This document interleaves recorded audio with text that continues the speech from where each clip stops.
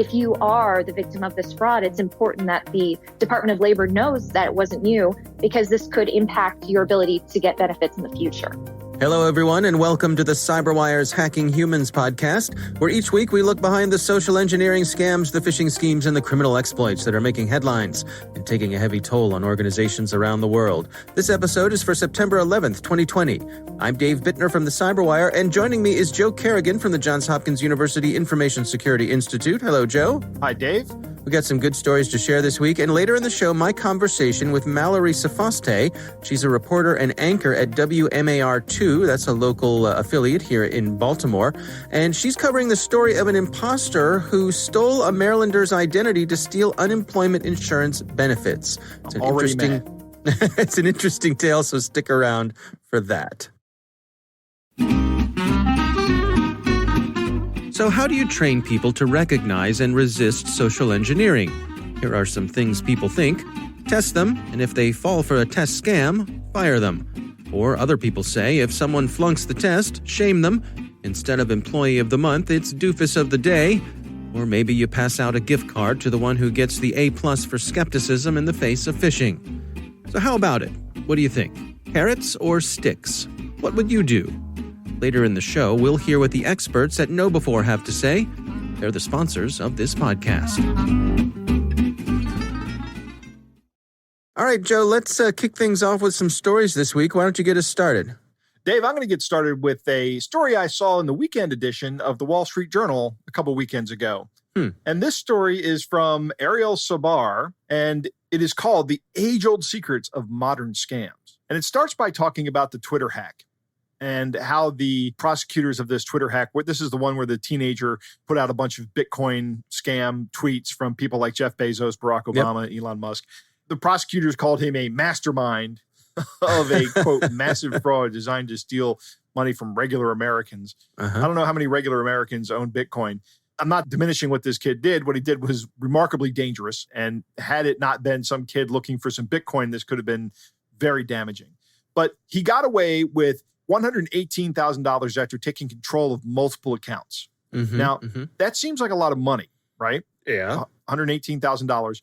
But if you compare that to a YouTube scam back in June, where somebody impersonating Elon Musk may have gotten as much as $464,000 just by impersonating Elon Musk, not actually hacking into his account, right? There was no hacking involved. This was just, we're going to put up this YouTube video. They actually live streamed a video they had probably done before, and they got $464,000, almost $500,000, compared to the Twitter guy who got $118,000 after actually socially engineering his way into Twitter, getting by multi-factor authentication by doing a SIM swap attack. And these guys don't even do any of that, and they make 4 times what he makes. So okay.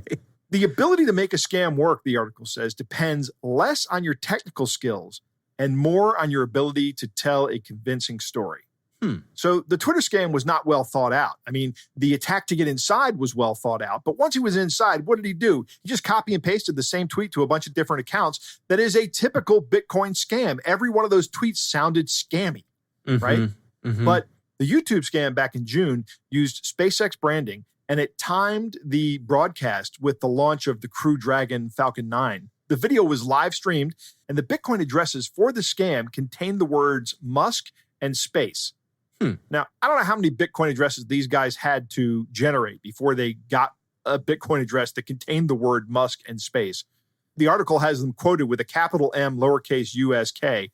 The point is that this sounds much more like something Elon Musk would do, right?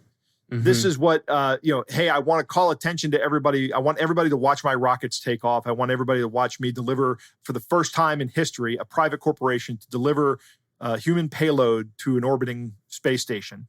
That's never happened before. Help me celebrate my success. Right, exactly. This is the kind of thing that he's known for doing. He does crazy things, particularly to promote his stuff. So that's what this story is about. And that makes it much more believable. And once it's more believable, it becomes more successful. And it's demonstrated in the dollar amount that these people made. Now, these are nothing new, these kind of scams. It really depends on your ability to tell the story. This goes back a long time. This is nothing new. In fact, the Wall Street Journal article talks about a manuscript in the Middle Ages that was claimed to have been written by the 4th century Roman Emperor Constantine. And it wasn't discovered until the 15th century by an Italian scholar that it was a forgery. And it was rife with, quote, contradictions, impossibilities, stupidities, barbarisms, and absurdities. Then, in April of 1983, the German magazine Stern started publishing what they believe were a cache of Hitler's lost diaries, 60 volumes in total. They paid $4 million for these. Wow. And after publishing, within days, German authorities announced they were fakes. So, man. I mean, if you work at Stern, if you're the guy at Stern that paid $4 million for fake diaries. Yeah, I probably tipped him off when Hitler was saying what a big fan he was of the Beatles. Right. That should have been your first clue. Yeah, well, you know. This is even going on now, and it doesn't happen to just regular people. There's a professor at the Harvard School of Divinity named Karen King who announced a discovery of the gospel of Jesus' wife. Right? It turns out that this was also forged by using an old piece of papyrus and making some soot ink, which is apparently very easy to do. So the person who presented this to Dr. King realized that this was something that was in Dr. King's wheelhouse and presented her with a story that matched her beliefs. And Dr. King acknowledged that she'd been duped 4 years after publishing this. So we shouldn't mock people for falling victim to these. Everybody falls victim to these, including this Harvard professor. And we've had stories of other Harvard professors who have fallen for similar things and lost personal fortunes. And it happens to everybody. Anybody can fall for it. Right. It depends. All you need to do is have that right trigger that clicks something off in your mind. And that's why these scams start with such a broad net. They're trying to go after a bunch of different people. And it's almost like sales, right? It's almost like the cold calling organization for Salesforce. You have to find the right person who you can tell has been activated by what you say. Right. Yeah, I mean, I think the story element is so key here. I mean, you know, how I think about everything like timeshares. You know, they sit you down in a room and they tell you a story about how you're gonna, you know, you're gonna love having this vacation home and it's gonna be the best thing ever. And which sure sounds good when you're there in the room. You and I are around the same age. We grew up watching that show In Search Of. Remember that one? Yes, hosted by Leonard Nimoy. And things like The Shroud of Turin and the Noah's Ark. People thought that they had these things that were these antiquities, and as time went on and science got better at being able to analyze them, they found, oh, no, this is not that old, really. Right, yeah. But the stories are so compelling, and that's what makes it fun. Exactly. If you go back through Hacking Humans, there's the story of the guy who sold the Eiffel Tower like 5 or 6 times, right? Right. You don't just stand outside the Eiffel Tower going, hey, you want to buy the tower? No. Right. No, Sign you don't here. do that. He comes up with this whole story and he tells everybody to keep it quiet because it's a secret, but they're actually going to tear the tower down and they're going to sell it for scrap. Who wants to buy the scrap metal? The story is the scam. The story is what gets people hooked and gets people in. Yeah. All right. Well, that's interesting. Interesting story. My story this week has a bit of storytelling in it as well, or influence anyway. This is a release from the Oklahoma City Police Department. And this is a very clever theft. A man walked into a convenience store and he convinced the store clerk that he was there to take over her shift. Brilliant. Yeah. He had a shirt on that had the store's logo on it, and he convinced her, you know, go home early. You know, you're going to get paid, but I'm here to take over your shift. So she leaves. He continues to run the store for a little while. He operates the register, checks people out, you know, makes everything seem normal. Then eventually he locks the door, steals all the money. They said he also stole all the cigars and lottery tickets. So there's that. And then he fled the business. The Oklahoma City police have a description of the car he was driving. There are a couple photos of him from the security cameras. So what strikes me about this is just how bold and brash this is.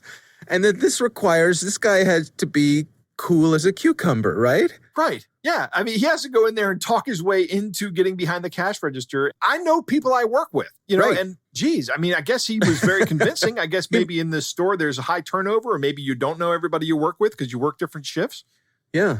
But I mean, you'd think the person would say, well, let me call a manager or let me call my boss. There aren't a whole lot of details here of exactly what he did to convince the other clerk to take off. This gentleman certainly must have the gift of the gab to be able to, do this. He's talked his way into owning a convenience store, essentially. Right, right, exactly. He could have emptied everything out of there. They're lucky he only went with the cigars, the lottery tickets, and the money. Right. You pull up a U-Haul and just clean the place out. Yeah. Yeah. So that was my story this week. It just struck me as being just so bold and brash. Man, what? Yeah. Why didn't he pull up a U-Haul? Why didn't he have somebody on call with a U-Haul to just empty that store out? And then when somebody came in and said, "What's going on?" I go, "Oh, we're getting ready to remodel." Right. Right. Because I've been in stores that are getting cleaned out and they tell me they're getting ready to remodel, and I believe them, right? Yeah. If there's a guy behind the counter wearing a shirt with the logo on it, I would absolutely believe him. I wouldn't even think twice about that. Yeah. Yeah, exactly. And I mean, that's the thing. Like, there had to be a certain amount of forethought and planning that went into this because he had the shirt with the logo on it. So it wasn't a spur of the moment thing where he thought, oh, let me see if I can pull this off. No, he put some planning into it. Who knows if this is something he's done before. All right. Well, that is my story this week. It's time to move on to our catch of the day. Dave, our catch of the day comes from Find My Scammer on Twitter. It's at Find My Scammer. They received an email from a fake landlord, and they're trying to track him down, but the email is pretty good. Dave, are you going to read this? I most certainly will. Let's see. What would a fake landlord sound like? Maybe it sounds a little something like this. Hello. Thank you for the most eloquent response to my listing. I'm the owner of the apartment you're making inquiry of. Actually, I resided in the apartment with my family before, and presently we had packed due to my transfer from my church where I work, and now situated in Pennsylvania, United States of America. And presently my apartment is still available for rent, and I'm not willing to sell my apartment anymore. It includes the utilities such as dishwasher, fridge, stove, assigned secure parking, fitness facilities, microwave, washer, dryer, cable satellite, internet connectivity, storage locker, fireplace, packing. I have my furniture in the apartment. If you wish to move in with your furniture items, no problem. You can put my own furniture in the store. Please, I want you to note that I'm a kind and honest man, and also I spend a lot on my property that I want to give you for rent. I will want you to take absolute care of my apartment, and I want you to treat it as your own. Money is not the most important thing, but I want you to keep it tidy all the time, so I will be glad to see it neat when I come for a checkup. I look forward to hearing from you ASAP, so I have included an application form to fill out below. Fill it out and send it back to me and discuss on how to get the apartment for rent. Looking forward to hearing from you soon, so if you are okay with this, please return the application form in your next email. Like I said earlier, we are not just after the rent money, but if you have to promise to keep the apartment tidy. Well, there you go, Joe. That's amazing. I think two things are going on here. One, they're definitely going to steal your personal information and sell that if you fill out that application form.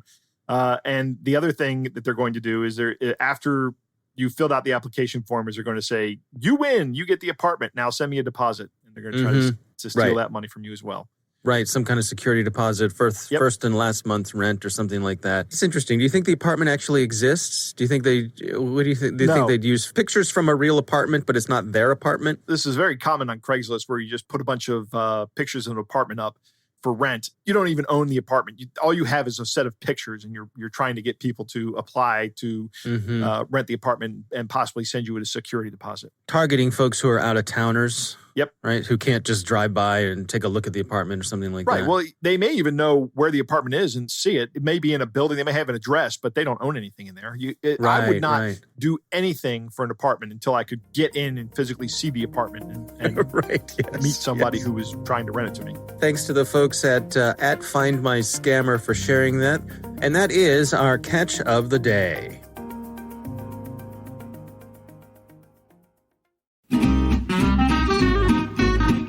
So let's return to our sponsor, KnowBefore's question. Carrots or sticks?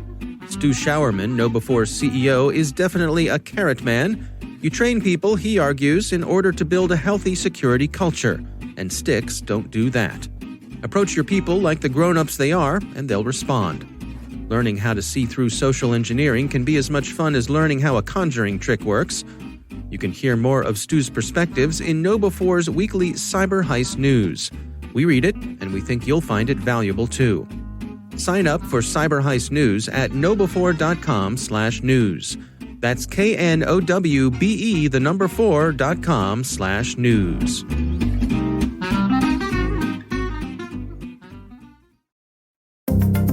Joe, I recently had the pleasure of speaking with Mallory Sofaste. She is a reporter and anchor at WMAR2 here in Baltimore.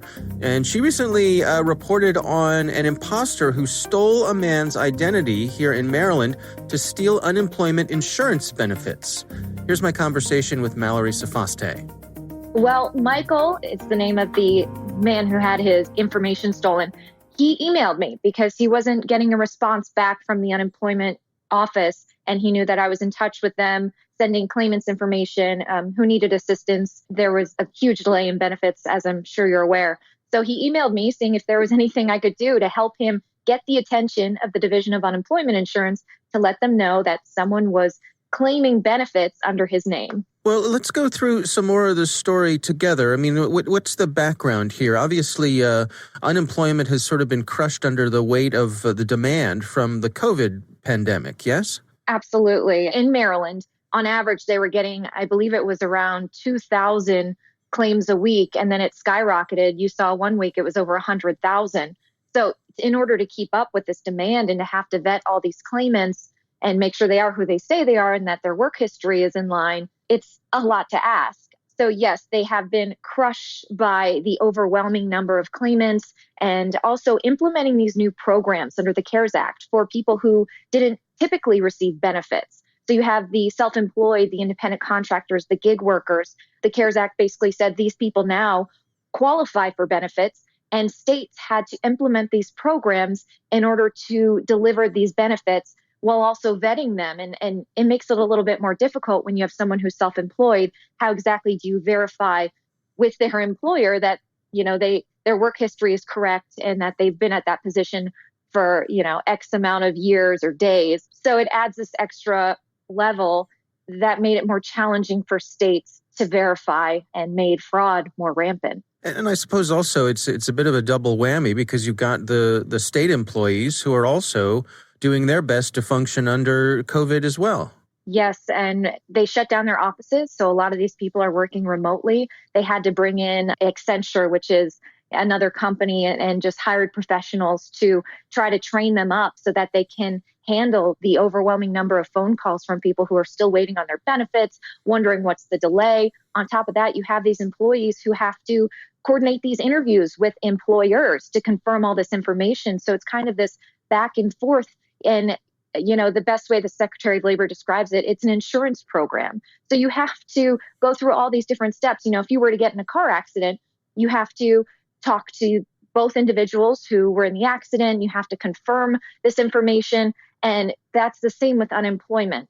So it's not a quick authentication process by any means. And when you have hundreds of thousands of people now trying to claim benefits, it created the perfect storm. Well, walk us through this gentleman's experience. So what happened when he reached out and tried to claim his unemployment benefits? Michael actually wasn't looking to claim any benefits. He was working full time. He was one of the lucky ones who got to keep his job. So what happened was one day a letter arrived to his company's office and his HR director approached Mike saying, "Hey, we got this letter stating that you are claiming unemployment insurance benefits, but we obviously know you're still working here. So this is a problem." And Michael said, "I have no idea why you received this letter." So the HR director said, "Okay, let's try to get to the bottom of this. We'll make some phone calls. You make some phone calls." And so that letter came late June. But according to the letter, the person had already been collecting benefits since April 25th.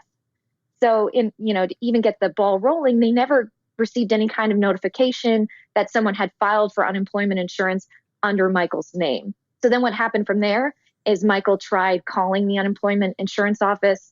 He couldn't get through because the phone lines are overwhelmed. They hadn't yet implemented this callback system, which still is having its issues. He emailed, didn't receive any kind of response. Same thing happened with his company. They also tried notifying the Division of Unemployment Insurance and also experienced difficulty getting through. So Michael is actually an IT professional, what he did was he was so frustrated. He sees these stories of these people who desperately need these benefits.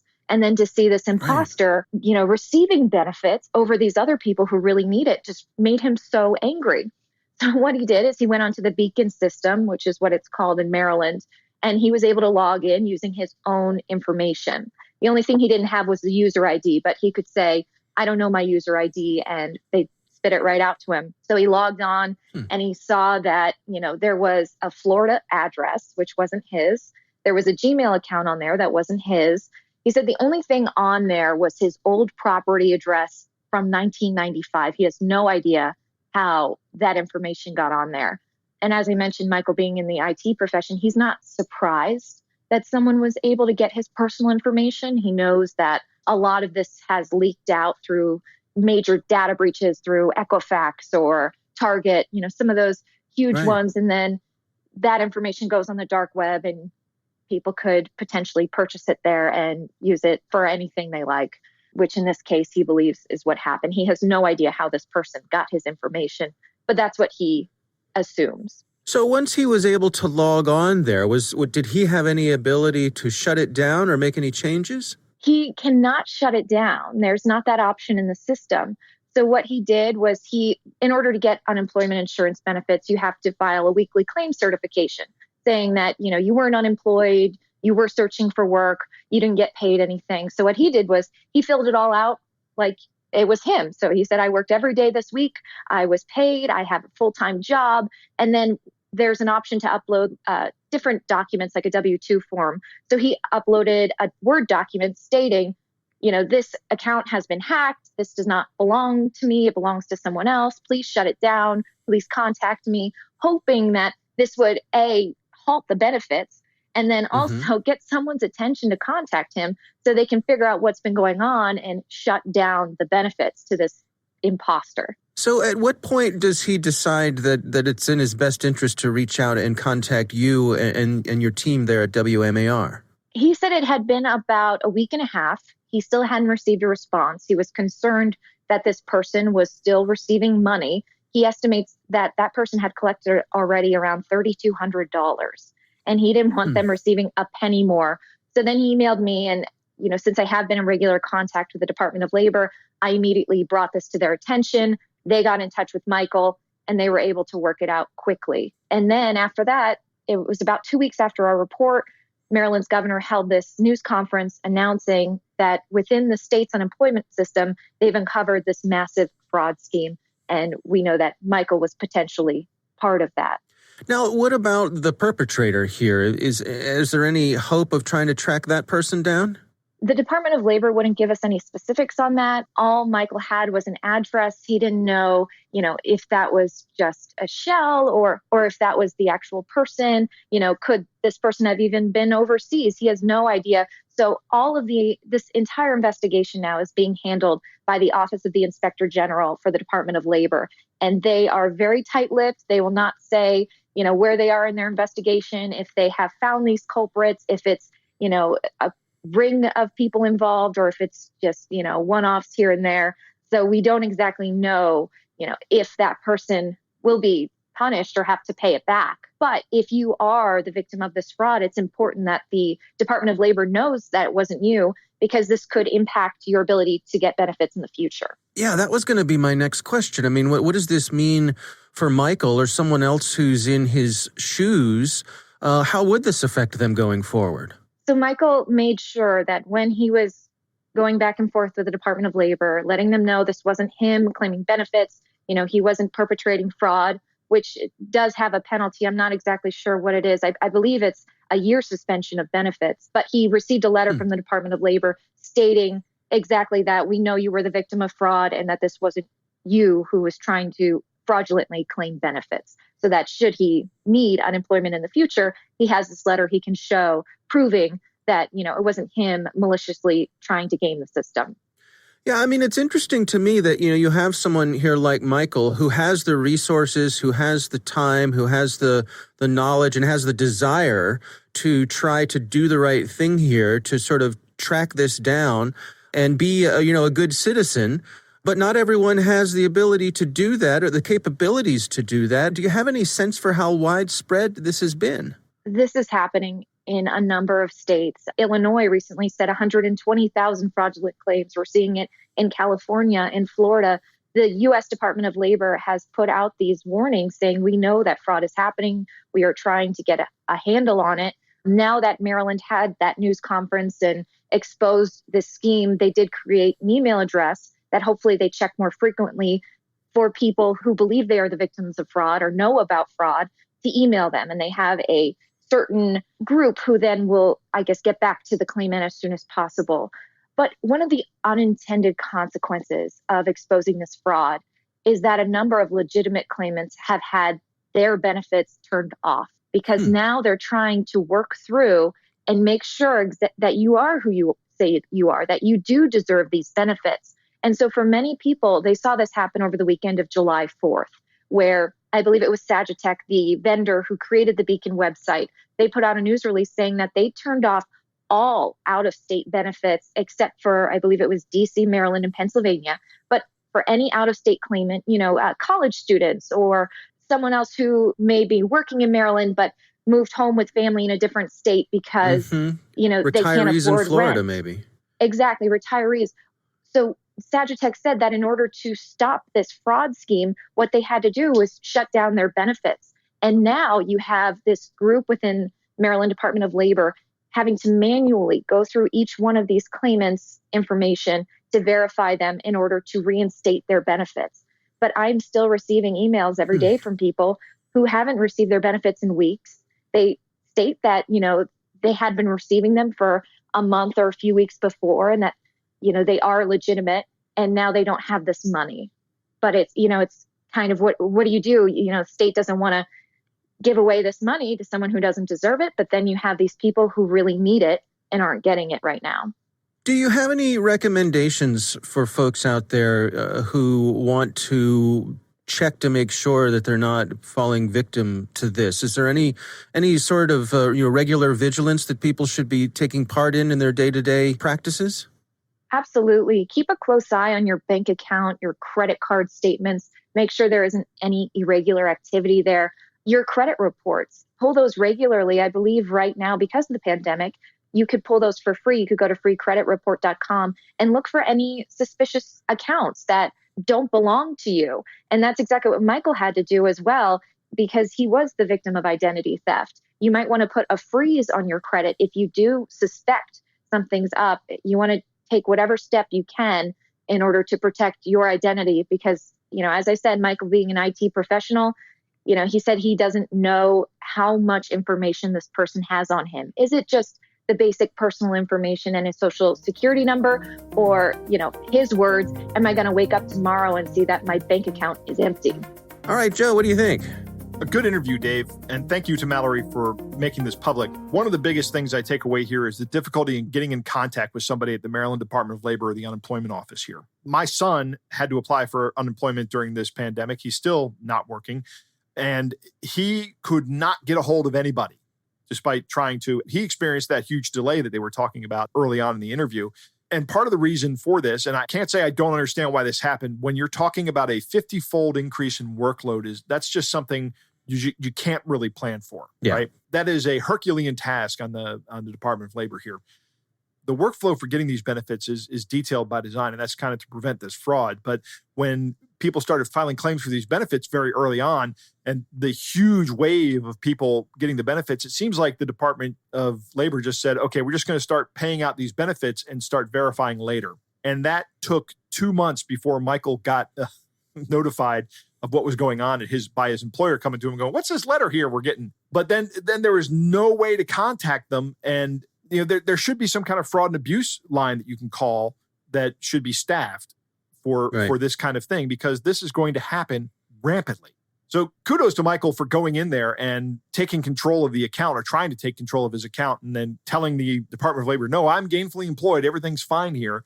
But it seems that person still continued to get the benefits. I got to tell you, Dave, I am not shocked at all by the level of fraud that the state of Maryland and other states around the country have experienced. This is exactly the kind of thing these people wait for, these fraudsters wait for. When they started shutting down businesses across the country, these fraudsters, I can just imagine the squeeze. We're going to make so much money here. Right. that these people, that these weasels, they were happy. They were happy this was happening. Well, taking advantage of the chaos. Exactly.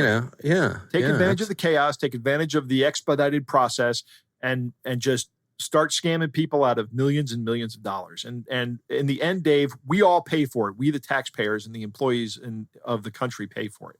Yeah, it's frustrating because on the one hand, I can't fault the folks who were with the state of Maryland for saying, okay, let's prioritize getting these benefits out as quickly as possible with as little friction as possible, because we want to ease the pain and anxiety of our citizens. And that, of course, that's been happening all over the world, not just Maryland, not just the U.S., but all over.